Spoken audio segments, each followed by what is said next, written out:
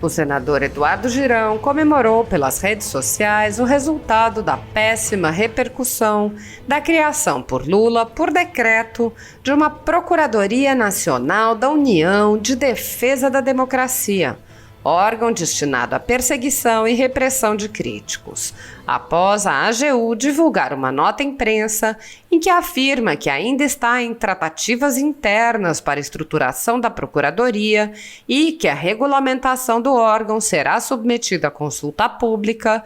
O senador afirmou: a pressão funcionou. Governo Lula volta atrás sobre Procuradoria da Verdade. Vitória, a primeira de várias no ano, se Deus quiser. Olha, quando a sociedade se junta e age com dedicação e estratégia, não dá outra. Parabéns a você, brasileiro, pela mobilização geral em relação a uma investida descabida da AGU, pela tal da Procuradoria Nacional da Defesa da Democracia, que iria patrulhar no país o que eles consideram fake news sobre políticas públicas do governo. Imagine só todo o aparato do Estado contra o cidadão em algo explicitamente inconstitucional e antidemocrático. Mas a boa notícia é que cada um fez a sua parte, se manifestando e agindo, e deu certo.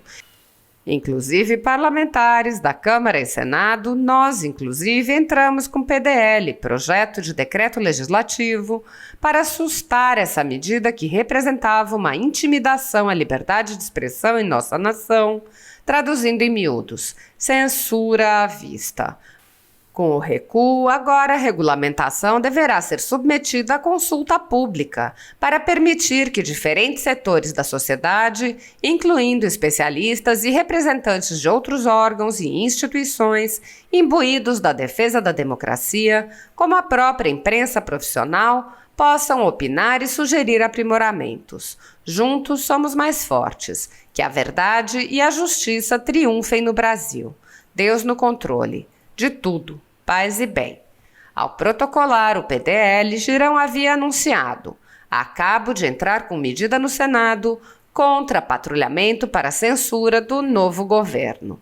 O brasileiro, cujo valor da liberdade de expressão foi conquistado com muito esforço e sofrimento, está estarrecido desde o último pleito através da flagrante parcialidade do TSE, indicando o que poderia e o que não poderia ser dito.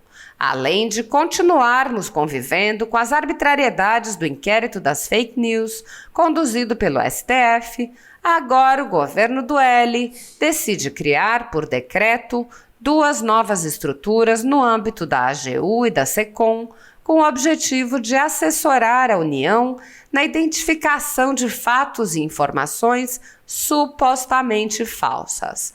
Em reação a essa intimidação descabida, instantes atrás acionei o Senado através de um projeto de decreto legislativo para assustar dispositivo do Decreto 11.328 de 2023, que viola as prerrogativas da Advocacia Geral da União.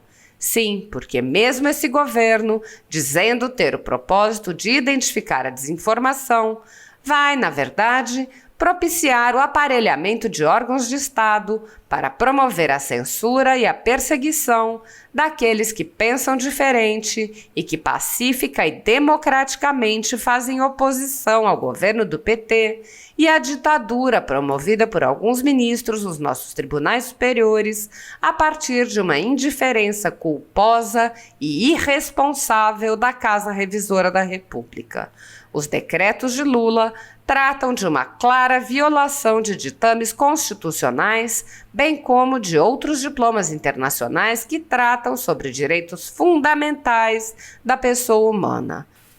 Também estou trabalhando com minha equipe para o quanto antes apresentar outro PDL, dessa vez contra medidas contidas no Decreto 11.362 de 2023 da SECOM, sempre no sentido de garantir a liberdade de expressão e da livre manifestação do pensamento, que são pilares fundamentais da democracia. Agradeço ao deputado eleito Gustavo Gayer e sua assessoria pela troca de ideias na construção dessas peças jurídicas. Que a justiça e a verdade triunfem no Brasil. Jesus no comando de tudo. Paz e bem. A nota da Advocacia Geral da União informa que o órgão atuará nas linhas do que vem sendo decidido pelo Supremo Tribunal Federal e ainda que utilizará os mecanismos que vêm sendo impostos pelo STF e pelo TSE. Ambos vêm promovendo intensa censura e perseguição política. Outro parlamentar que protocolou projeto de decreto legislativo para impedir a criação da Procuradoria, o deputado Dr. Luiz Ovando, afirmou: não podemos permitir a censura. A criação de qualquer tipo de pasta ou subpasta que dite o que as pessoas podem ou não dizer é inconstitucional, pois abre brecha para perseguições de indivíduos que venham a criticar o governo. Acredito que essa portaria do Lula inicia a monopolização estatal do que seria verdade ou mentira, tornando clara a pretensão do governo em valer-se da estrutura administrativa pública em detrimento daqueles que se contrapõem à ideologia esquerdista. A função da AGU é a de defender os interesses do governo perante a justiça. A invasão de competência, assim como as declarações e posicionamentos políticos do judiciário, estimulada pelo desejo incontestável de poder, tem deixado marcas profundas em nossa nação. No contexto atual do Brasil, muitas pessoas estão sendo tratadas como subcidadãos pelo simples motivo de terem manifestado apoio ao presidente Jair Bolsonaro. Por expressarem suas opiniões, são alvo de CPIs, de inquéritos secretos, conduzidos pelo ministro Alexandre de Moraes no Supremo Tribunal Federal, ou são vítimas de medidas arbitrárias, como prisões políticas, apreensão de bens, exposição indevida de dados, entre outras. No chamado Inquérito do Fim do Mundo e nos inquéritos dele decorrentes, já houve prisões políticas sem que houvesse sequer indiciamento das pessoas presas, imposição de uso de tornozeleira eletrônica e prisão domiciliar em endereço diferente de onde as pessoas moravam, quebra de sigilo de parlamentares, inclusive de um senador, quebra de sigilos de pessoas e empresas, inclusive de veículos de imprensa, censura de veículos de imprensa e de parlamentares, bloqueio de redes sociais, de jornalistas, veículos de imprensa e parlamentares, buscas e apreensões em empresas, residências, inclusive de um general da reserva, residências de familiares e gabinetes de parlamentares, bloqueio de contas bancárias, inclusive de jornalistas, parlamentares e de pessoas que sequer são investigadas. Proibição de contato entre pessoas que muitas vezes nem se conhecem. Proibição a parlamentares de concederem entrevistas, intervenções no comando de partido político, entre outras. A totalidade da renda da Folha Política, assim como de outros canais e sites conservadores, está sendo confiscada a mando do ex-corregedor do TSE, Luiz Felipe Salomão, com o apoio e aplauso dos ministros Luiz Roberto Barroso, Alexandre de Moraes e Edson Fachin. Há mais de 18 meses, todos os rendimentos do jornal estão sendo retidos sem justificativa jurídica. Se você apoia o trabalho da Folha Política e pode nos ajudar a continuar nosso trabalho, doe qualquer valor através do Pix, usando o QR Code que está visível na tela ou com o código ajude@folhapolitica.org. Há 10 anos, a Folha Política vem mostrando os eventos da política brasileira e dando voz a pessoas que o cartel midiático quer manter invisíveis. Pix ajude@folhapolitica.org. Rodrigo Pacheco, senhoras senadoras, senhores senadores, eu acho que a gente chegou, talvez, na última sessão do ano, num ponto muito importante, que tem incomodado bastante a sociedade brasileira e hoje, eu acredito, com todo respeito a quem pensa diferente, que é uma oportunidade do Senado, de uma forma sábia, com base na justiça, dar uma resposta à altura a quem realmente quer fazer a coisa certa. Como a gente diz lá no Nordeste, senador Portinho, além da queda, o coice. Eu estou há 4 anos aqui, tenho muita consciência das minhas limitações e imperfeições, mas tenho visto uma interferência direta num poder sobre o outro, o tempo inteiro, uma escalada de arbitrariedades, usurpando o poder que nos foi conferido pela sociedade brasileira. Por alguns ministros, e respeito, acho que o Supremo Tribunal Federal é fundamental para a democracia, não tenho dúvida com relação a isso, mas por uma omissão nossa, dessa casa importantíssima, que é a Casa Revisora da República, a gente tem visto um poder esmagar os demais poderes. E não tem o menor cabimento esse reajuste. A forma completamente errada, sem um preparo, com extra pauta, de um assunto que a gente podia ter debatido mais, como bem lembrou aqui o senador Portinho, a questão dos super salários que está lá parado na CCJ, onde a Câmara dos Deputados já fez a parte dele. Por que a gente não junta isso para fazer um equilíbrio? Olha, eu trouxe números aqui que eu até fico constrangido para colocar, mas é aquela velha história, além da queda, o coice.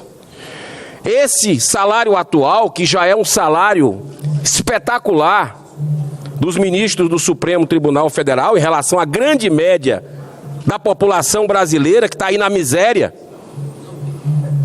desempregada, milhões de pessoas, possibilidade de reajuste a perder de vista. Tem gente que está há décadas sem receber reajuste. E a gente tem um salário de R$39 mil hoje, que se nós votarmos a favor desse projeto, vai para R$46 mil. E não fica só nisso, não. Esse aumento é um dos mais graves, porque o salário do ministro do Supremo Tribunal Federal representa o teto do funcionalismo, que é o valor máximo que um servidor público pode receber. Por exemplo, se a gente fizer isso, o Senado aprovar esse aumento, impacta no vencimento de todos os magistrados federais, pois estes que têm seus subsídios atrelados aos que ganham os integrantes da corte. O salário de um ministro do STJ, do TST, do TSM, é 95% do salário de um ministro do Supremo Tribunal Federal. Ainda nessa mesma atuada, os desembargadores dos tribunais ganham 95% do que recebe o integrante do STJ. E os juízes federais, 95% da remuneração dos desembargadores. Então, nós não podemos esquecer, senhor presidente, caros colegas, que esse eventual aumento vai refletir em várias esferas de servidores públicos que hoje tem uma parcela do seu salário retido no chamado abate-teto, que é exatamente a parcela descontada da remuneração dos servidores que ganham acima do teto constitucional. Para encerrar, eu queria colocar o seguinte, esses números aqui. O aumento para ministros, juízes e servidores, se assim a gente tomar essa decisão, terá um impacto de 1,8 bilhão já no ano que vem, 2023, direto, de acordo com as estimativas divulgadas pela Instituição Fiscal Independente. E de acordo com a mesma instituição, em 2024, sabe quanto é que vai ser o impacto? 5,5 bilhões.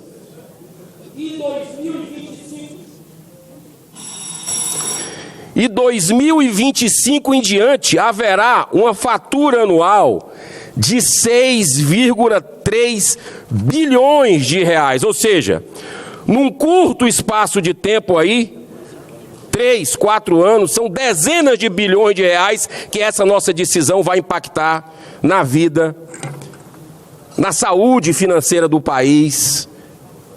E eu acho que a gente tem essa responsabilidade hoje, com todo respeito a quem pensa diferente, de negar esse aumento. Eu espero que a decisão nossa seja essa, madura, e dar uma resposta, porque aí seria, senador Carlos Viana, como se a gente tivesse reconhecendo o acúmulo de funções, é para isso, do Supremo Tribunal Federal? Porque eles estão fazendo o trabalho da gente, muitas vezes aqui. Então é o quê? Um acúmulo de função, aí vai receber essa bonificação? É isso? Então eu acho que chegou a hora. Muito obrigado, senhor presidente. Chegou a hora, então, de o Senado, com altivez, conseguir dar uma resposta à sociedade que tem ânsia por justiça, pela verdade na nossa nação. Muito obrigado a todos e obrigado pela paciência. Para discutir, senhor presidente.